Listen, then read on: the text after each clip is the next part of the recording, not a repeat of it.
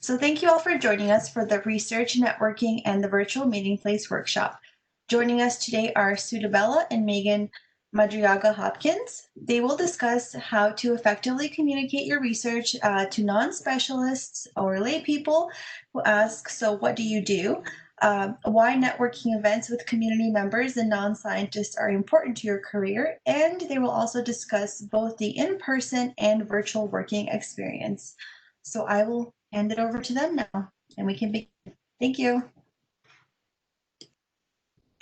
Hi, everyone. I'm Sue DeBella, and Megan and I have presented this workshop previously. We did that in person previously, so we are hoping that this will work well for us today as well.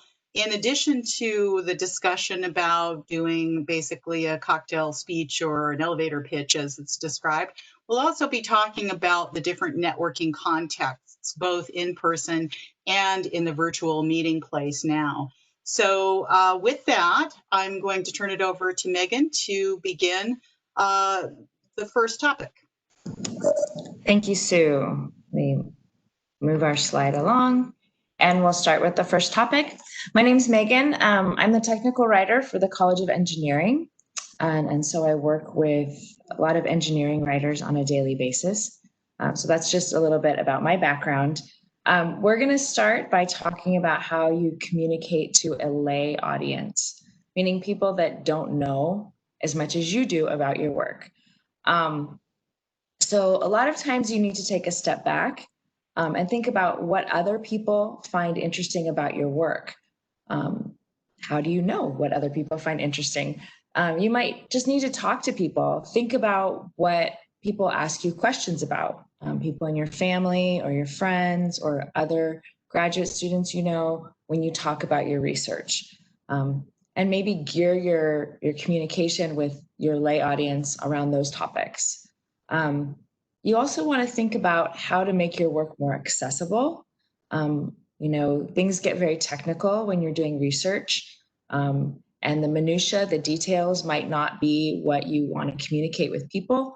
So kind of think in, general topics, kind of big picture items that you can present that people will be able to clearly understand. If you're talking to someone and it feels like it's maybe over their head or too detailed, they might not want to engage because they might not feel confident enough to engage, and that's really not what you want, right? You want to engage people and have conversations and communication about the work that you're doing. Also think about the context. Who are you talking to and in what situation? If you're at a conference with other people that may not be in your exact field, but know a little bit about what you're doing, you can be more explicit and more detail oriented.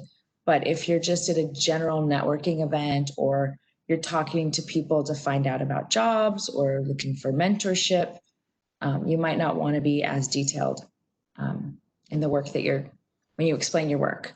I think it's a really good idea to kind of brainstorm, kind of look at the global picture of your research, break it down into little parts so that you know what you want to talk about, and maybe make an outline of things that people find interesting or things that are really critical in your mind that you could talk about in a minute or less, and clearly be able to explain it before you go.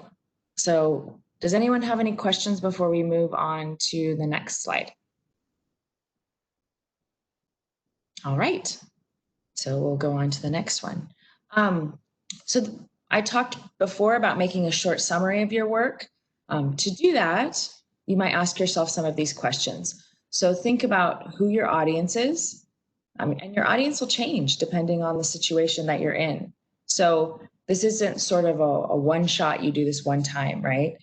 Each time you're going to engage with someone, you want to think about who your audience is and who's going to be interested. What's your hook? So we talk about this in writing, but it's also really important in speaking. What's the most interesting thing? How are you going to engage someone in what you're doing? This is where it's really helpful to talk to friends and family and colleagues and find out what they find interesting.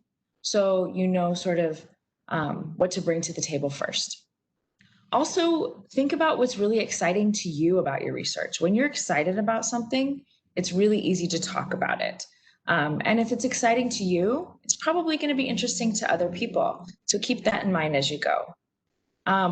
Also, the impact of your work. Does it have global impact? Does it have local impact? Does it have regional impact? People like to know how the work that you're doing is going to make the world a better place. So if you can think about that aspect, that's a really nice way to engage people. Any questions on this slide? No, we're a very silent audience today. Okay, I'll move on to the next. And the last thing I'm going to talk about before I pass it off to Sue is practice. And I know we think sometimes you practice in your head and you repeat it and you repeat it. It's not the same as practicing out loud. So take some time and talk to your friends about your work. Engage with them, have questions, find out what they find interesting, talk to your colleagues. It's nice, to do this because everybody wants to talk about their work. So maybe you can get a group of people in your department or people that you're working with, or even you're probably doing that through the boot camp this week, and share what you're doing and pay attention to what other people find interesting, because that can help you in the future. And talk to your family about it too. I think a lot of times this is really good because they're people from outside of the realm of what you're doing. And so if you can explain your work clearly to, say, your aunt or your uncle or your grandmother or your niece or nephew, then you'll be able to explain it to people outside of your field. When you're practicing, 30 seconds to a minute is probably the maximum. 30 seconds or less is great because when you're talking to people, you want to create a dialogue. So if you talk for more than that, people might get put off and be like, I don't know if I'm going to have this conversation. Also, get feedback from the people you're talking to. Ask them, did you understand that? Was it clear? Was it interesting? What things do you think are interesting about the work I'm doing? And then really make sure that you don't use jargon. Sometimes when we're really involved in something, we start using acronyms all the time or shortening words, and you can't assume that everyone will know that jargon. And sometimes acronyms from one field mean a completely different thing in another field, the exact same acronym. So be really careful with that. All right, that's the end of my introduction here. Are there any questions about the first part? All right, then I will pass it over to Sue. Thanks, Megan. So now I'm going to talk a little bit about networking at an in-person event. And of course, we aren't doing that right now. So we recognize that this really is for a future context. We're assuming that someday we will be able to do this again.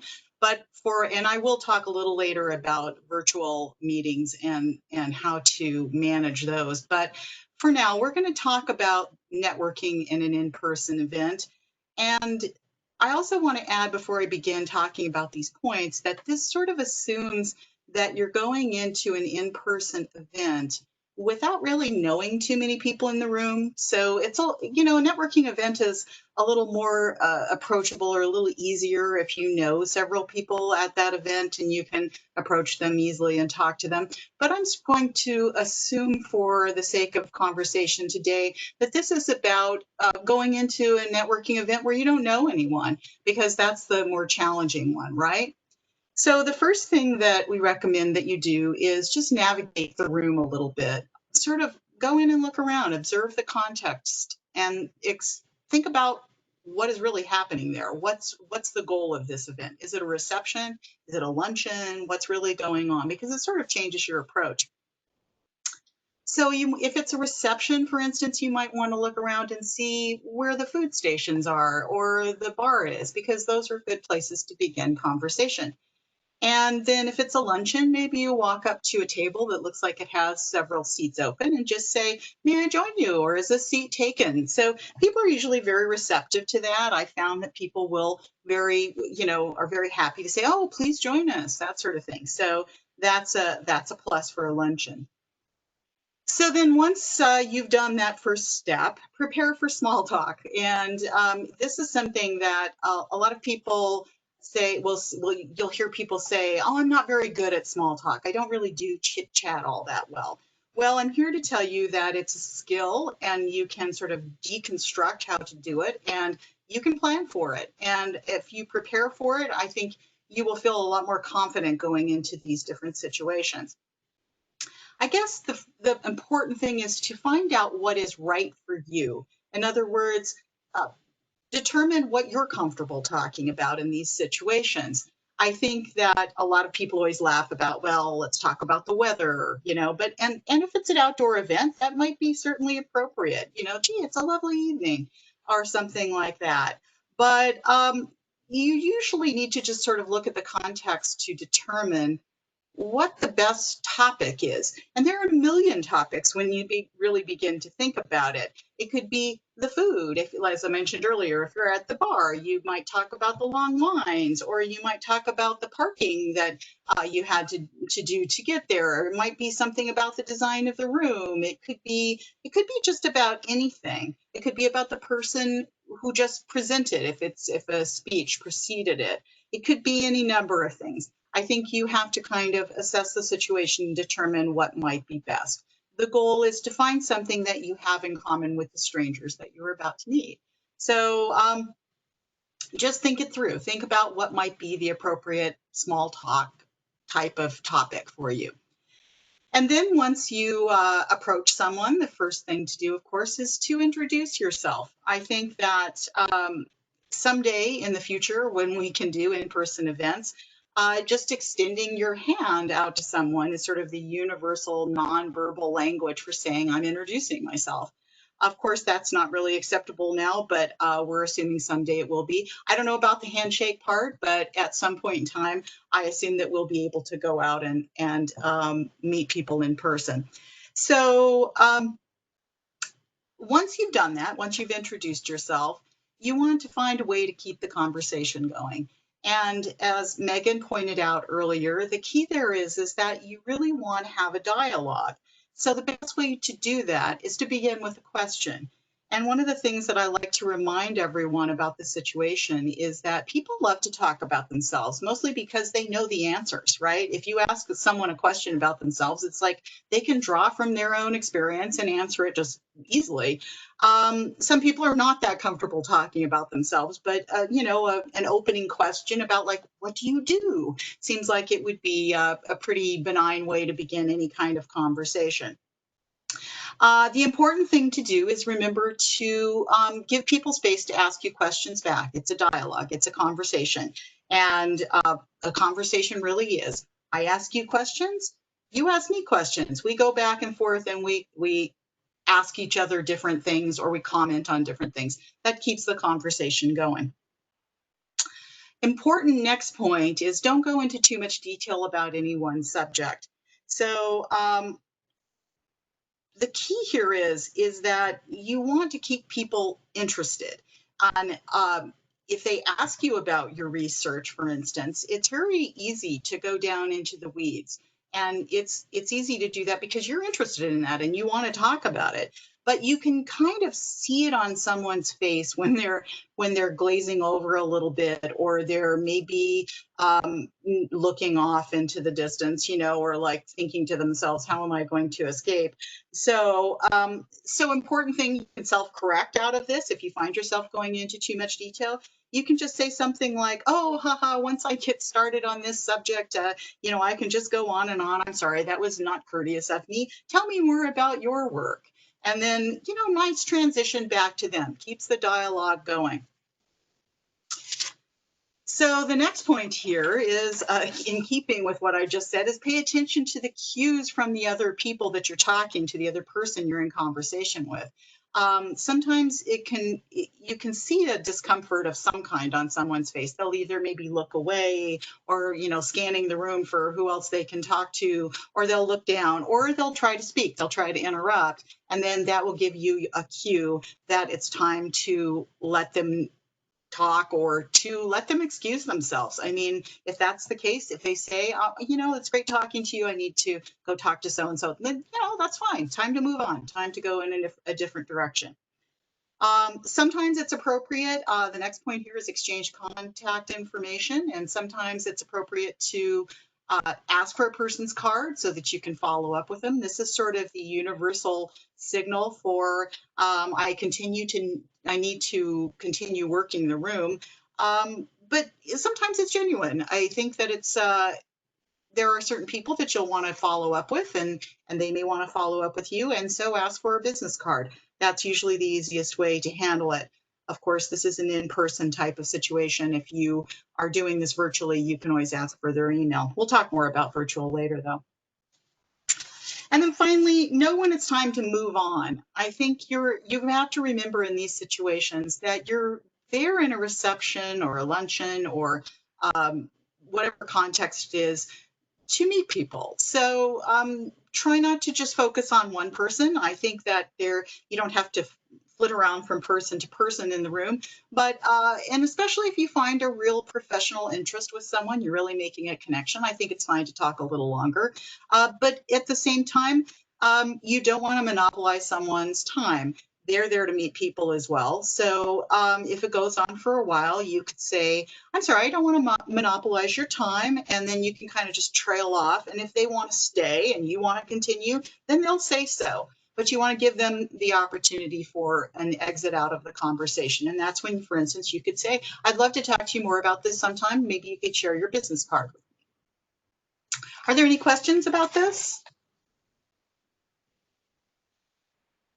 All right, Megan, let's move on.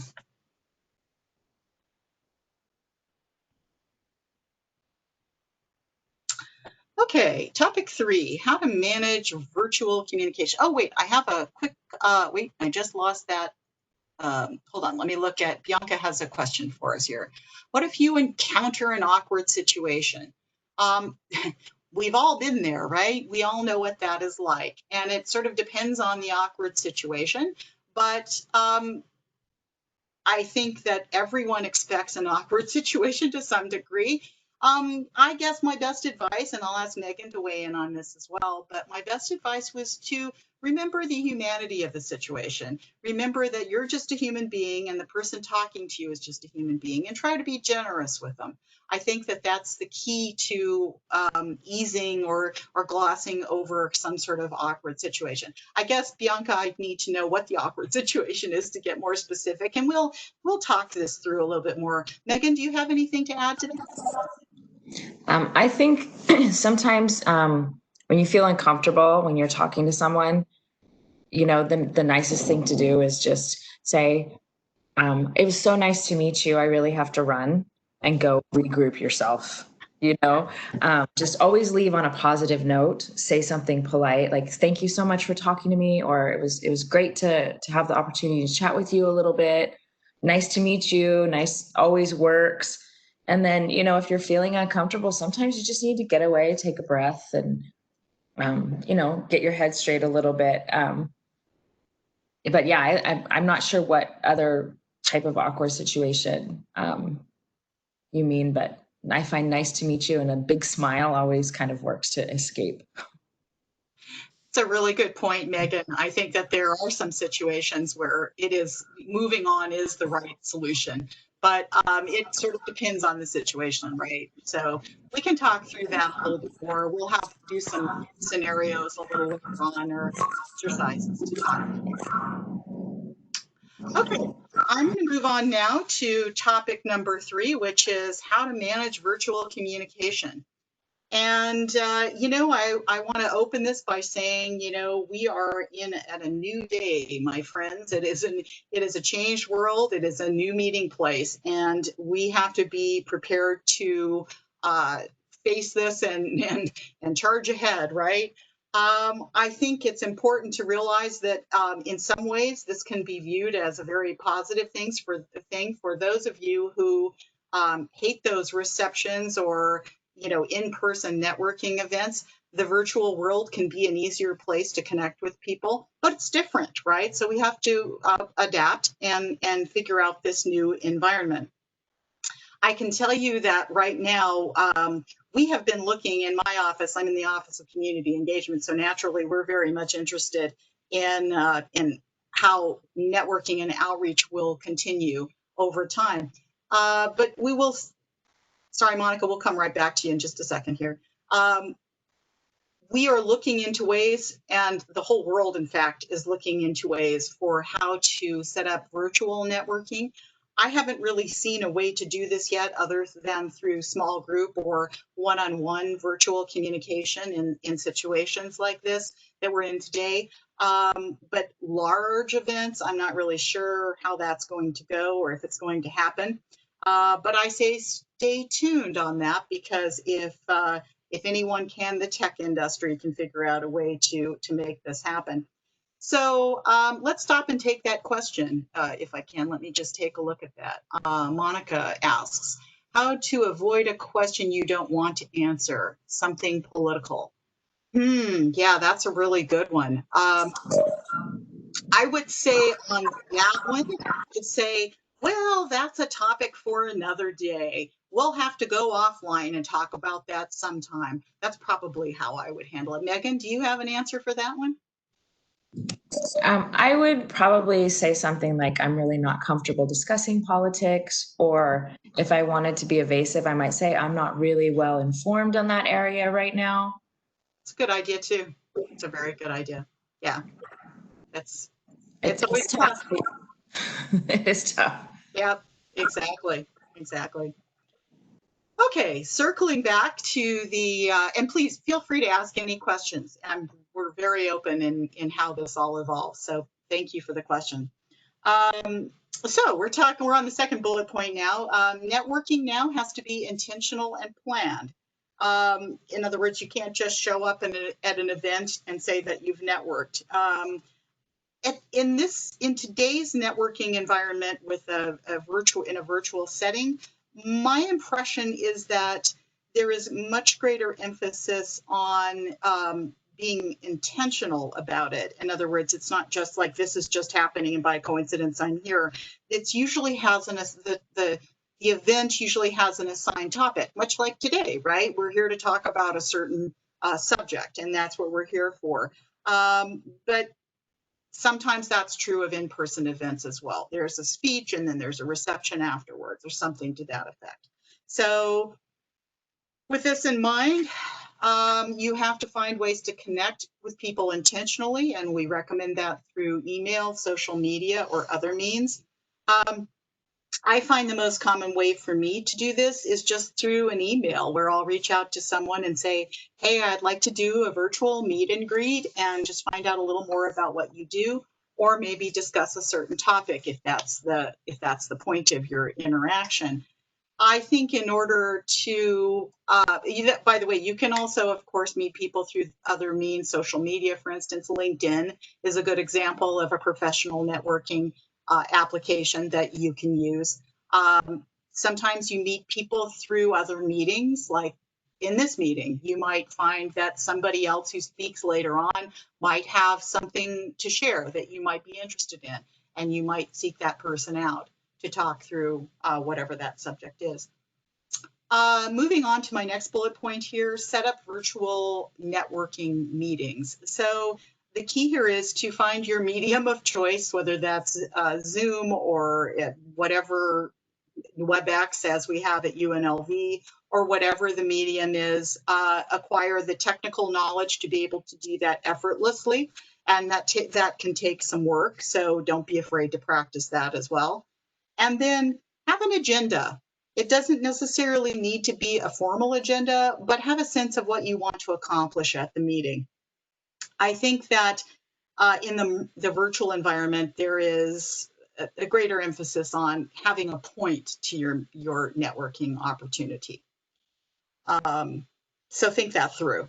But we're going to talk a little more about the technical side of things next when we talk about protocols and etiquette. But are there any other questions from this slide that you'd like to discuss?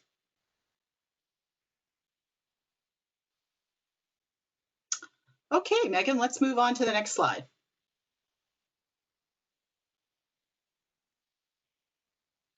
Okay, same topic, but a little drilling down a little more into protocols and etiquette. So it's a whole new world here, and I will go back to what something Megan mentioned earlier, which is practice can be a very valuable thing in this context. You can set up a little practice virtual meeting with friends and family, just the way you can offer to give them your cocktail speech. I would recommend doing this in order for you to think about a few of these subpoints here. First, check your camera angle, and I'm going to talk just about that for just a second, and then we'll also really drill down a little more on being prepared to see yourself. But do a test on your camera angle and make sure, for instance, that your camera angle is good. So I've been on meetings with folks where their laptop is down low and the camera therefore is looking up at them. This is a very unflattering perspective. So if you have to, put a few books under your laptop or adjust your camera in a way that where you look right, where I've actually had to do that myself. I'm working from a laptop at home, as you can see from the background. And so I have a giant dictionary that I put under my laptop just to make it a little bit better. I also adjusted my blinds because if I normally keep them open, but it's very bright if I have them open as I normally do. So I kind of adjusted the lighting a little bit too. Also, moving on to being prepared to see yourself on camera. This has some complexities to it. I think that it's important to get some experience with this. So again, practicing with friends or family would be a good thing so that you're a little more comfortable with this environment. It can be distracting to see yourself, to look at yourself while you're talking, and you can get used to it. But in most of human communication up to now, we have been used to seeing a person one-on-one and talking to them or talking to a group. And so this is a different context and you have to adapt and be prepared for that. It's a different world. And I'll talk a little bit about how you present yourself a little bit later as well. So think about that, though. Think about that. The other element I want to talk about here is, and this connects up with your camera angle. When you are looking on a screen at a bunch of different people, your eyes will travel to whoever is talking because that's how we normally communicate. We want to look at the person that we're talking to. But you have to recall that when you do that, you're not looking directly into the camera as I'm doing right now. You're looking over here, you're looking here to pay attention to whoever is talking in a meeting. So my advice is to move, if you can, move the image of the person you're talking to up close to your camera so that while you're looking at them, you also are closer to looking at your camera, if that makes any sense. It just requires some adjustment. But, it's a new world, but people are getting accustomed to this and they're recognizing that that's not as, it's not how it used to be. So they're adjusting. Moving on, try to curate your background a bit. So a little funny side story here. I was interviewing a student for a job in our office and he was great. He came on, he's a great person. I really am glad we ended up hiring him. But his background when we set up a meeting was clearly in his room and his bed was unmade and he looked like he pretty much just rolled out of bed and got onto this call, right? So, you don't have to make it perfect, but, try to create an environment that looks pleasing of some kind in your background. just if you can. It can be plain too, if you don't really have a place where you can work, where you can create a special background, that's okay too. Just a plain background is fine. Just be aware of what's in the background.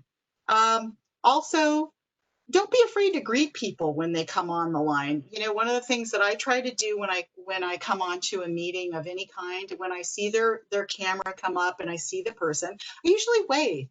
You know, hi Megan, how you doing? You know, and then Megan's usually, you know, kind of, or anyone is just trying to kind of get themselves set up and get their camera loaded and get, you know, everything working. And then they'll look up and say, oh, hi. And it creates kind of a nice environment.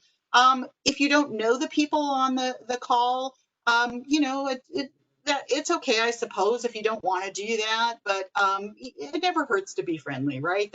I think that's one of the themes that plays out throughout all of these topics that we're here working on today, is that friendliness goes a long way with people. Being open, being friendly is a nice thing to do. Microphone etiquette. So this seems to be harder than it looks, and it's been harder than it looks for me. You have to, when you're, as Navina said when we came onto the call, you need to turn off your microphone when you're not speaking, but then you have to remember to turn it back on when you are. And that's the part that always throws me, is that I seem to forget that my microphone is muted. So, but I also know people who are on a meeting with a group of people, and there's this tremendous amount of noise in their background because everybody's working from home right now, which is certainly understandable, but it's like sometimes it can get very distracting. So it's just good etiquette to turn your microphone off if there's background noise. Also, I want to add that if you're on the agenda, my view is, and not everyone agrees with me on this, but my view is that I think it is good etiquette, is courteous to have your video on if you're going to speak. Not everyone does this, but I just think that it is a nice feature. That, of course, requires you to be ready, you to look professional and to be engaged and to say what you have to say on screen with everybody else. I think it depends on the circumstances. But I think it's a nice thing to do. And then finally, I would say relax a little about the crazy things that can happen in the background. I've often said in my meetings, you know, please forgive me if the Amazon person delivers, then my dogs will, like, I swear my dogs can hear an Amazon truck from miles away, and they'll start barking and a little chaos will erupt. But, you know, it's usually okay, and everybody, you know, kind of remembers the humanity of the moment. So those are my tips for how to handle virtual communication. I think that all of the other things that Megan mentioned were also true, but these are just some more of the technical side of moving over to virtual. Are there any questions about these items?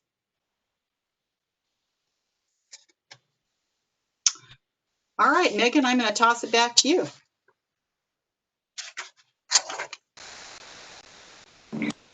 And I also have to apologize. They're doing some construction work behind my house, so the trucks keep going back and forth. Oh, I'm going to try to keep muted as much as I can. But to